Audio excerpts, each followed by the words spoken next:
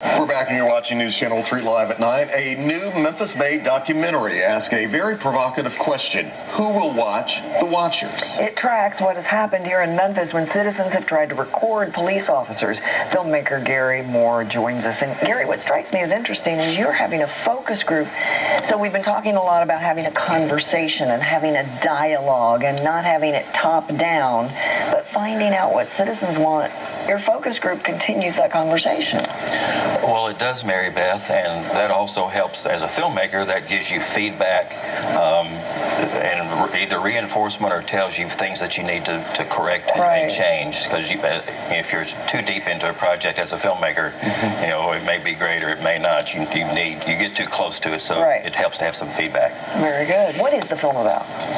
The film is about, as you said, it tracks the struggles of citizens here in Memphis who were arrested for filming the police, then sought to work through the system to get justice at City Hall. It also examines the phenomenon that we've seen over the last few years of the increasing ways that we see police. Everybody has a cell phone. We've got the in-car videos, the body-worn cameras. So that's what's changed over the last few years. Not that events have changed, but the way we're able to see things, you know, in hindsight, that's what's changed.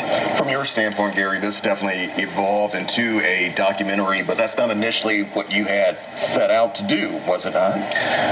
That's true, and I try to make films about social issues, important issues, but use humor and Memphis-made music to sort of help the message go down, medicine go down. But in researching that, and this has been a project that I've been involved in for more than 2 years, in the course of researching that and showing up at events and paying attention, shooting a lot of video footage, it evolved into this documentary, and there was so much that was interesting and important there. It just, you know, called for doing more with it. And who will watch the watchers? You know, we typically think about things like we've seen on TV and like we were talking about the cell phone videos, and here's what the men and women on the street are doing. But there's other watchers that need to be watched, and I'm talking. For example, we're talking about civilian review boards, and because that's been in the news here in Memphis a lot over the past year or so, and the power that it has, or maybe some power that could be taken away. Exactly, and that's actually the thread of this film. That's the thread of the storyline and the timeline that holds this film together. Is it tracks that movement to bring back the Civilian Law Enforcement Review Board and get it some more effective powers, so to speak. And that's the timeline of the film. And that's a way to watch the other watchers. And when I say the other watchers, elected officials and appointed officials, they set policy, tone, and funding for the men and women on the street.